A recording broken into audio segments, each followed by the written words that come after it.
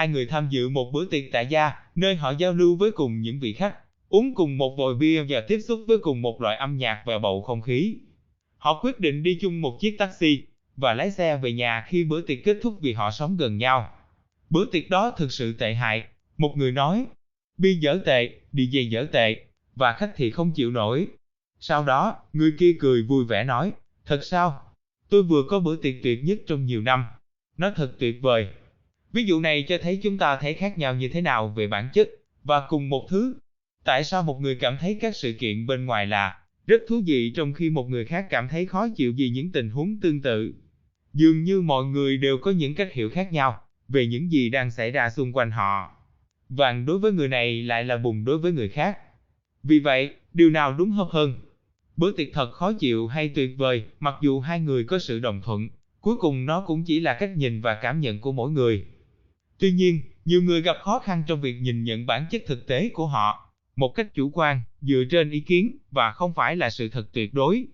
Nếu ai đó tin rằng một bữa tiệc vốn đã tồi tệ, thì người này không coi đó chỉ là một quan sát đơn thuần mà là một sự thật. Và kết quả là, người đó tin rằng anh ta đau khổ vì bữa tiệc, nhưng trên thực tế, anh ta đau khổ vì thái độ của mình đối với nó. Bản bữa tiệc không thể gây ra đau khổ. Giống như chúng ta không thể nghe nhạc mà không có tai hay nếm thức ăn mà không có lưỡi. Điều gì đó chỉ có thể đau khổ nếu có người đau khổ. Bữa tiệc cần một cái gì đó để quan sát và giải thích. Và do đó, trong thực tế, các vấn đề không thể tồn tại nếu không có người nhận thức, vì hoàn cảnh không rắc rối nếu không có ai đó hoặc điều gì đó xác định chúng như vậy. Vì vậy, nếu thực tế vốn dĩ không có vấn đề gì, thì chẳng phải điều đó có nghĩa là con người chúng ta liên tục lo lắng về những vấn đề thậm chí không tồn tại sao?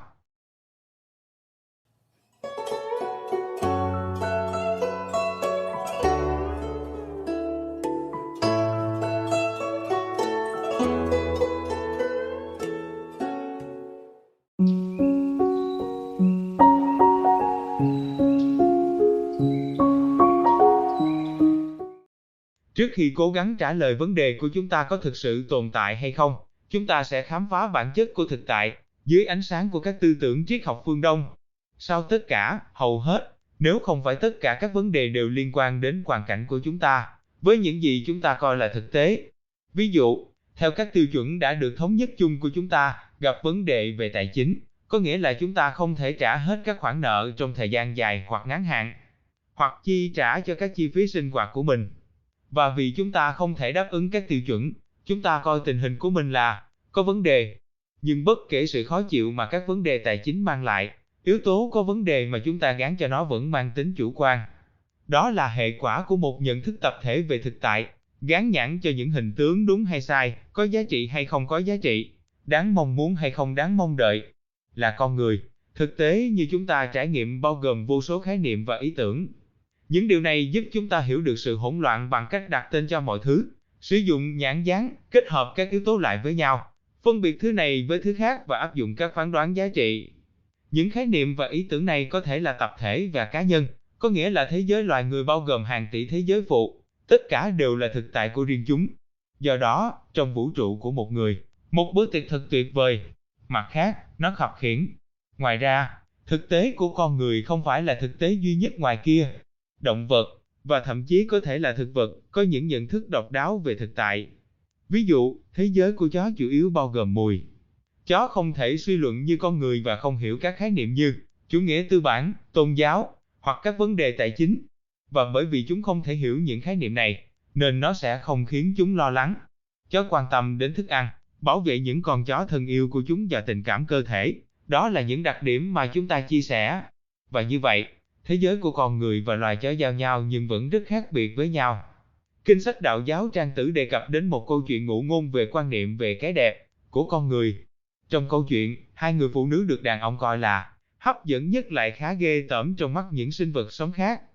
Mao Cường và Lý Tế được đàn ông cho là đẹp nhất, nhưng khi cá nhìn thấy họ, chúng đã lặn sâu xuống nước khỏi họ. Khi là chim, chúng bay từ trên cao, và khi hươu nhìn thấy chúng tách ra và bỏ chạy. Trang Tử, Nội Thiên, điều chỉnh tranh cãi, phần 11. Có thể nào cá, chim và hươu chỉ đơn giản là có mùi vị khó chịu? Hay có thể là những đánh giá giá trị của chúng ta không phải là sự thật phổ quát? Nhìn từ góc độ của Trang Tử, câu trả lời hợp lý nhất là Nhận thức của con người về cái đẹp không phải là phổ quát, và nhận thức của động vật cũng vậy. Vẻ đẹp hấp dẫn trong mắt con chó có lẽ là con chó khác, trong mắt con rắn khác, trong mắt con người khác. Nhưng không ai trong số những sinh vật này có độc quyền về vẻ đẹp. Vì vậy, cái đẹp không phải là cái phổ biến mà do người cảm nhận tạo ra. Bất kể nhìn thế giới như con người hay cá, thực tế của chúng ta là chủ quan, bị giới hạn trong thế giới kinh nghiệm độc đáo của chúng ta. Vì vậy, vấn đề của con người nói chung không phải là vấn đề của chó. Và những gì có vẻ là vấn đề đối với một người thường không phải là vấn đề đối với người khác.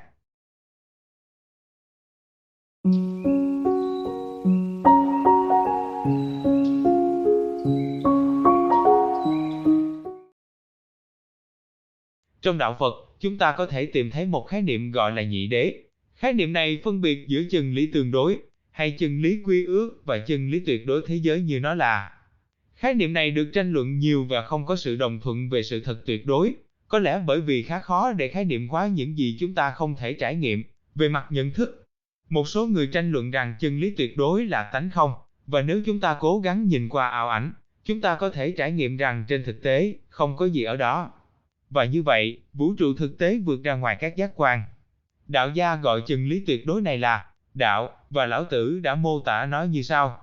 Đạo giống như một cái thùng rỗng, không bao giờ có thể bỏ trống và không bao giờ có thể lấp đầy.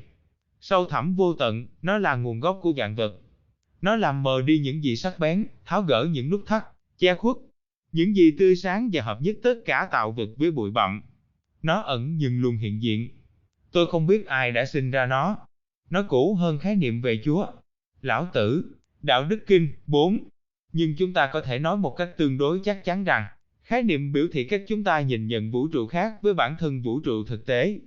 Các giác quan của chúng ta xác định nhận thức của chúng ta về vũ trụ. Chúng ta chỉ có thể chứng kiến thế giới trong chừng mực mà các giác quan của chúng ta cho phép. Và từ nhận thức hạn chế này phát sinh chân lý tương đối của chúng ta, như trường hợp chó và cá và nai. Sự thật tương đối là chủ quan. Ý kiến cho rằng một bữa tiệc tồi tệ không kém phần giá trị so với ý kiến cho rằng bữa tiệc đó tuyệt vời. Chẳng phải điều này cũng đúng đối với các vấn đề của chúng ta sao? Điều gì có vấn đề với người này lại không có vấn đề với người khác? Do đó, các vấn đề cũng mang tính chủ quan. Chúng nằm trong lớp chân lý quy ước che khuất chân lý tuyệt đối. Chúng cũng hư ảo như mọi thứ khác mà tâm trí chúng ta tạo ra. Chúng là một nhận thức về thực tế, không phải bản thân thực tế. Chúng chỉ là những diễn giải về hoàn cảnh, không phải hoàn cảnh. Chúng không tồn tại trong thực tế tuyệt đối bởi vì nếu chúng tồn tại, những người khác cũng sẽ gặp phải chúng. Vì vậy, nằm ngoài nhận thức của chúng ta, không có vấn đề gì. Cũng vậy, không có con chó nào, ít nhất không phải là khái niệm của con người chúng ta về nó. Tuy nhiên, các vấn đề xuất hiện rất thực tế đối với những người tạo ra chúng. Chúng ta có xu hướng phải chịu đựng vấn đề lâu dài, và thật không may, chúng ta cũng là bậc thầy trong việc tạo ra những vấn đề này.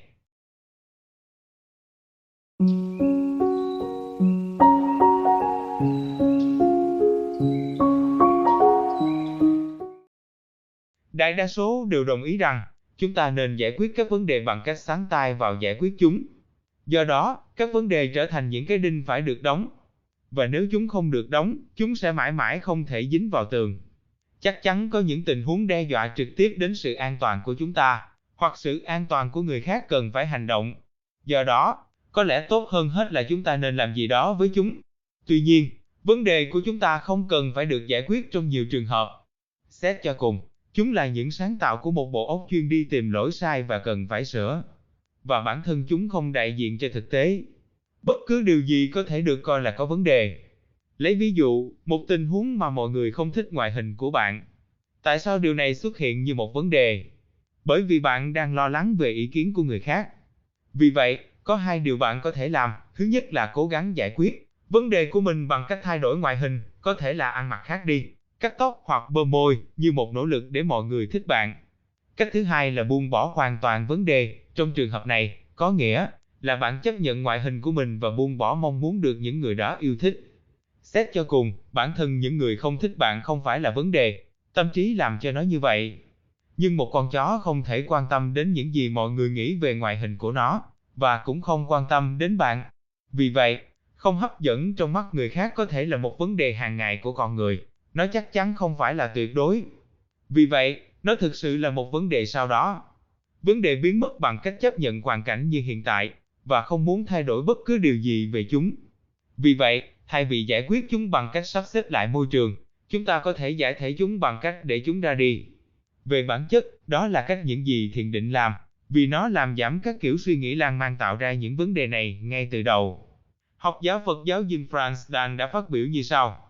Thay vì trực tiếp giải quyết các vấn đề cá nhân của mình, không hành động và thiền định có thể giúp chúng ta thoát khỏi mối bận tâm về các vấn đề của mình. Và sự thay đổi về trọng tâm này, đôi khi có thể tạo khoảng trống cho các giải pháp mới nảy sinh, hoặc bản thân vấn đề tự giảm đi. Một số vấn đề được giải quyết tốt hơn là giải quyết. Jim Franz Dan, hành động không hành động. Thông thường, khi giải quyết một vấn đề, về cơ bản chúng ta sẽ thay đổi hoàn cảnh theo hướng có lợi cho mình. Nhưng hoàn cảnh của chúng ta nằm ngoài tầm kiểm soát, nghĩa là nếu chúng ta cảm thấy hoàn cảnh của mình có vấn đề, chúng ta sẽ thấy có lỗi ở điều gì đó mà cuối cùng chúng ta không thể nói được. Sau khi giải quyết một vấn đề cụ thể, nó có thể xuất hiện lại sau khi hoàn cảnh thay đổi. Do đó, việc giải quyết vấn đề không phải lúc nào cũng hiệu quả, vì vũ trụ luôn thay đổi có thể dễ dàng đảo ngược những nỗ lực của chúng ta. Thay đổi trải nghiệm về hoàn cảnh của chúng ta nằm trong tầm kiểm soát của chúng ta. Thay đổi thái độ của chúng ta hiệu quả và thực tế hơn nhiều so với việc thay đổi thế giới.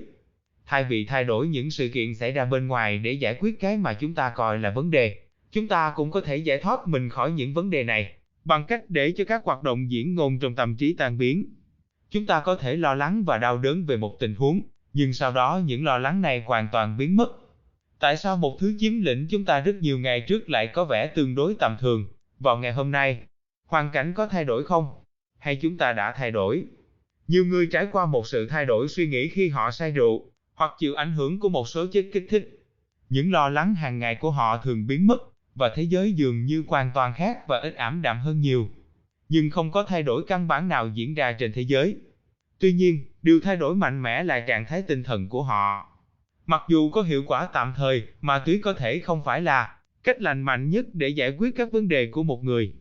Hơn nữa, mọi người thường thấy các vấn đề và lo lắng của họ xuất hiện trở lại sau khi cơn phê lắng xuống, đôi khi vấn đề còn to hơn và mạnh mẽ hơn. Chẳng hạn, có nhiều cách lành mạnh hơn để giải quyết các vấn đề của chúng ta, bằng cách quán chiếu bản chất của thực tại và sự bao la của vũ trụ. Hoặc chúng ta có thể chuyển sự tập trung của mình từ tình huống sang lớp lót bạc của nó. Những người theo đạo Phật đi đến gốc rễ của vấn đề thông qua thiền định bằng cách làm dịu đi nhà sản xuất vĩ đại của mọi thứ khủng khiếp, còn được gọi là tâm trí. Khi tâm lắng xuống, các vấn đề biến mất, và tất cả những gì chúng ta còn lại là những hoàn cảnh bên ngoài trung lập, về bản chất. Và vì vậy, cuối cùng, thế giới trở nên khá ổn như nó vốn có, và những vấn đề mà chúng ta nghĩ là mình gặp phải, dường như không có vấn đề gì cả. Hay như trong Công giáo, Chúa phán, vậy anh em đừng lo lắng về ngày mai, cứ để ngày mai lo. Ngày nào có cái khổ của ngày ấy. Mác-thơ chương 6, câu 34. Nếu các bạn thấy nội dung này bổ ích, hãy cho một lượt thích và đăng ký để ủng hộ kênh. Cảm ơn các bạn vì đã xem.